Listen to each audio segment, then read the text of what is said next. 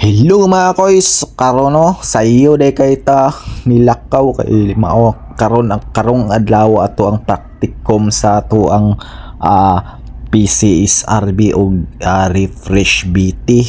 So una gyud mga koys is refresh PC is RB. So sayo kayo kailangan around 5 o'clock in the morning mga koys, kailangan na ta dito sa ato ang meet up area sa Calaw. So mauna sayo kay ko na nakudri sa may Quirino banda no, kay musakay na lagi ta og jeep.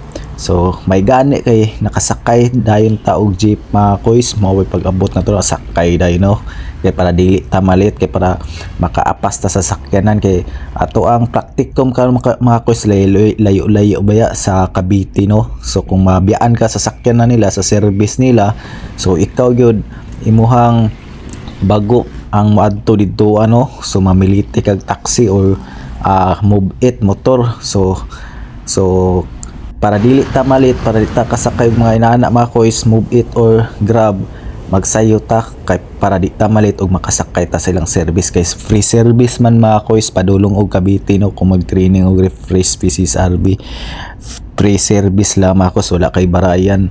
So mauna nanako diri sa Calaw no. So mauday niya ang Calaw pag kanang buntag sa kanang madaling araw. Sumingaw kayo no, mingaw kay Manila kung madaling araw wala kay mga sakyanan, dili pa akong normal adi grabe kay tao, grabe ka sakyan, grabe ka traffic. Pero kung kanang kadlawon pa mingaw gyud ka tao gimara ko no, siyempre tulog pag mga tao no.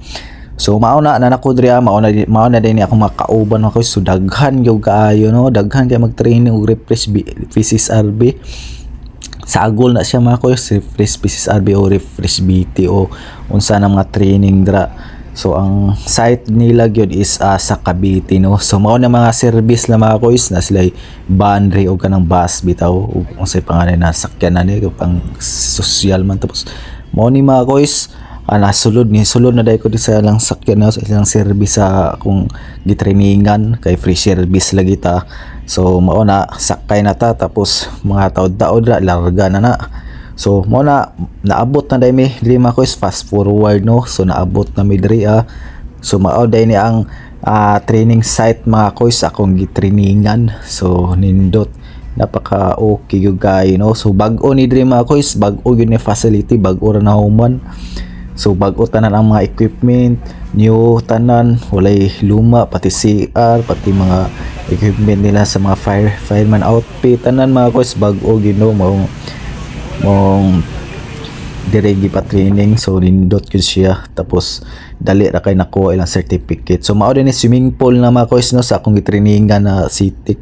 So mao na ilang swimming pool, grabe kat dako gyud siya mga koys, mahura gyud siya kanang lupig pa